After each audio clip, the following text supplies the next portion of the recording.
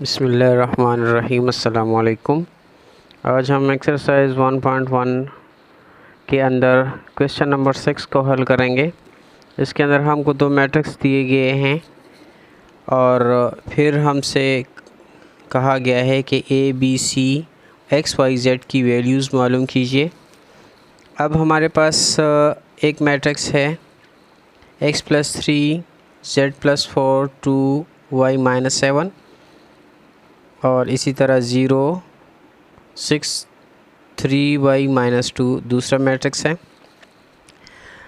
अब चूँकि ये मैट्रिक्स इस मैट्रिक्स के इक्वल है तो इसकी कॉरेस्पॉन्डिंग पोजीशन जो होती है एलिमेंट्स की वो भी सेम होनी चाहिए, यानी value of x+y is equal to 0 और z+4 इज़ इक्वल टू 6 और 2y-7 is equal to 3y-2। तो यहाँ से हमको एक इक्वेशन मिलती है और उस इक्वेशन की मदद से हम वेरिएबल्स की जो वैल्यूज़ है वो मालूम कर सकते हैं। जैसा कि हमने यहाँ पर एक बना लिया है x+3 इज़ इक्वल टू 0, क्योंकि x+3 ये है और 0 ये है और इसकी कॉरेस्पॉन्डिंग पोजीशन की वजह से दोनों मैट्रिसेस की दरमियान जो है वो इक्वलिटी होती है। इसी तरह z+4 is equal to 6 2y-7 is equal to 3y-2। तो चलो इसको हल करते हैं। लीनियर इक्वेशंस की रूल्स के मुताबिक ये होता है कि हम जब किसी वेरिएबल की कीमत मालूम करते हैं तो उसको इक्वल के एक तरफ अकेला छोड़ना पड़ता है। अकेला छोड़ने के लिए हम यहाँ पर इक्वल के दोनों अतराफ़ में किसी भी चीज़ को मल्टीप्लाई भी कर सकते हैं, उसको डिवाइड भी कर सकते हैं, उसके साथ किसी चीज़ को जमा और मनफी भी कर सकते हैं। तो यहाँ पर चूँकि हम बुनियादी तौर तो वो सब चीज़ें पढ़ चुके हैं, लिहाजा हम ऐसा करेंगे कि यहाँ पर तो ये था कि दोनों जानिब 3 को माइनस किया जाता, लेकिन अब हम ये करेंगे कि 3 को हम इस तरफ ले आएंगे तो x हमारे पास अकेला रह जाएगा।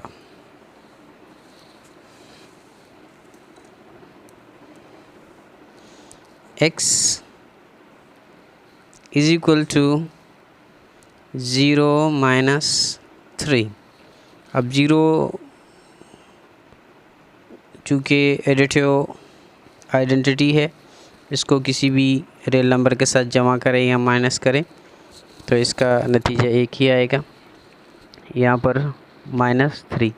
तो लिहाजा यहाँ पर हमारे पास x की कीमत क्या आ गई -3।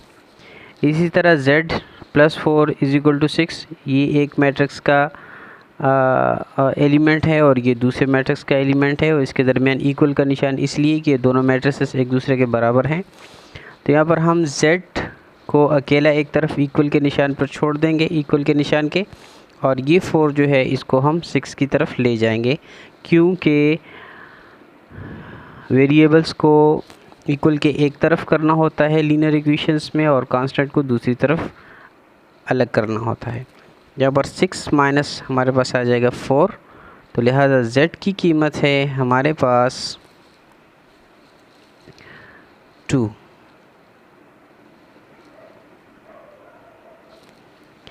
इसी तरह 2y-7 is equal to 3y-2, ये पहला एलिमेंट है और ये इसका दूसरा एलिमेंट है। दोनों के दरमियान इक्वलिटी है और दोनों को हमने इक्वल लिख दिया है। तो यहाँ पर हम 2y -3y और -2 और +7 लिख देंगे। क्योंकि यहाँ पर ये माइनस था, इसको हमने इक्वल के उस तरफ ले गया तो +7 हो गया और -2 पहले से हमारे पास वहाँ पर मौजूद है। इन दोनों को एक के साथ माइनस करेंगे तो हमारे पास आएगा -y, इसलिए कि 2 3 से छोटा है और छोटे से जब बड़े को माइनस किया जाता है तो जवाब माइनस में आता है, जिस तरह कि हम लाइन नंबर में पढ़ चुके हैं। यहाँ पर -2 और +7 हमारे पास आ जाएगा 5, इसलिए कि यहाँ पर अमल जो है वो किस चीज़ का होगा, माइनस का होगा, लेकिन साइन जो है वो लगेगा जो बड़े के साथ होता है। तो यहाँ पर 7 बड़ा है, उसके साथ प्लस है, तो लिहाजा बड़े का अदब हो गया। अब यहाँ पर हमको -y नहीं चाहिए, हमको तो सिर्फ y चाहिए, हमको y की वैल्यू चाहिए। यहाँ पर हमारे पास -y है। अब इस -y को ख़त्म करने के लिए हम इक्वल के दोनों तरफ y से डिवाइड कर देंगे, माइनस से डिवाइड कर देंगे। तो यहाँ पर माइनस के साथ डिवाइड कर लिया तो y हमारे पास अकेला रह गया, जबकि 5 के साथ माइनस बन गया, तो लिहाजा y हमारे पास है -5। तो हमारे पास 3 वैल्यूज़ आ गई, x की, z की और y की। इसके अलावा हमें a की वैल्यू चाहिए, तो a-1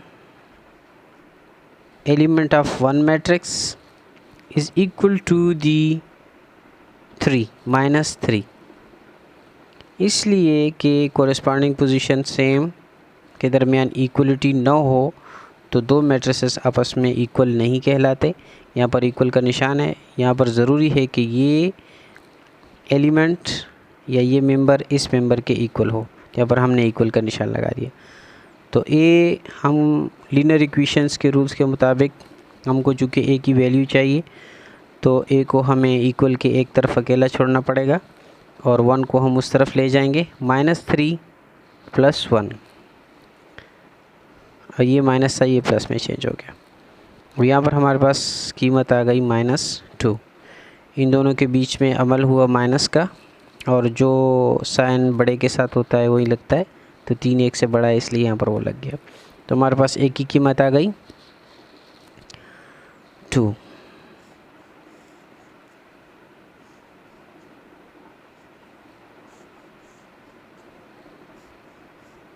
ये हमारे पास आ गई। इसके बाद हमारे पास y की कीमत भी आ गई, z की भी आ गई, x की। अब b की चाहिए, तो b के एलिमेंट्स एक दूसरे के साथ ले लेते हैं। b -3 is equal to 2b + 4। और एलिमेंट्स को छेड़ने की ज़रूरत नहीं है, क्योंकि -21 के इक्वल है, 0 0 के इक्वल है। अभी हमें यहाँ पर इसकी ज़रूरत नहीं है। और हमसे जो रिक्वायरमेंट्स हैं उसको पूरा करने के लिए हमने अपने मतलब की चीज़ उठानी है।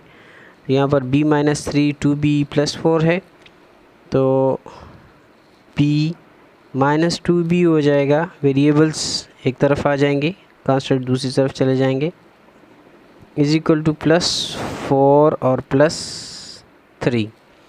3 जो है ये इसका साइन चेंज हो जाएगा, क्योंकि हमने ये पहले पढ़ लिया है कि इक्वल के एक तरफ जो एलिमेंट मौजूद होता है उसको इक्वल के दूसरी तरफ ले जाने के लिए ले जाएंगे तो उसके साइन में चेंजेस होंगे। यहाँ पर हमारे पास आ गया है b -b, इसलिए कि 2 बड़ा है और यहाँ पर 1 है। 1 से जब 2 माइनस करते हैं तो लाइन नंबर में जैसे 0 से उस तरफ चला जाता है, इसी तरह ये हो गया। यहाँ पर हमारे पास आ जाएगा 7। यहाँ पर भी वही मसला है y की तरह, हमें तो सिर्फ b चाहिए। यहाँ पर -b है, तो दोनों जानिब हम उसको माइनस के साथ डिवाइड कर देंगे, यहाँ का माइनस ख़त्म हो जाएगा।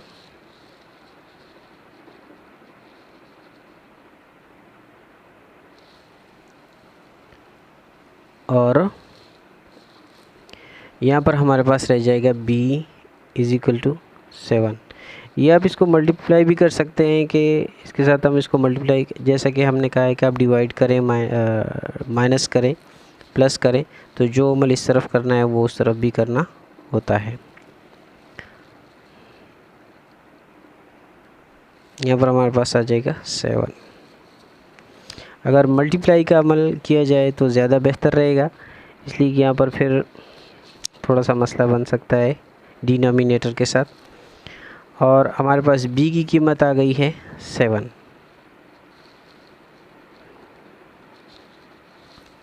अब हमें c की कीमत चाहिए, तो सी हमको यहाँ पर कहाँ मिलेगा, 2c + 2 = 0। ये इनकी कोरिस्पॉन्डिंग पोजीशन है, दोनों की सेम है, इक्वल है। तो 2c + 2 = 0। यहाँ पर हम कांस्टेंट और वेरिएबल का वही काम करेंगे। 2c को हम एक तरफ ले जाएंगे और 0 - 2 लगा लेंगे, 2 को उस तरफ ले गए, 2c - 2। अब यहाँ पर 2c है, हमें तो सिर्फ c चाहिए। अब यहाँ पर हम ये काम करेंगे कि 2 को दोनों जानिब हम डिवाइड कर लेंगे। इक्वल का निशान हमें ये अवेल करता है कि हम इक्वल के इस तरफ जो करना चाहें करें, लेकिन वही काम ज़रूरी है कि दूसरी तरफ करें, क्योंकि ये इक्वल निशान की रिक्वायरमेंट्स में से है। तो यहाँ पर हमने डिवाइड किया, 2 के साथ चला गया, c हमारे पास अकेला रह गया। यहाँ पर हमने 2 पर डिवाइड हो गया तो हमारे पास आ गया -1। तो हमारे पास c की कीमत आ गई -1। तो ये एक्सरसाइज 1.1 में क्वेश्चन नंबर 6 हमने हल कर लिया है और उम्मीद है कि आपको भी समझ आ गया होगा।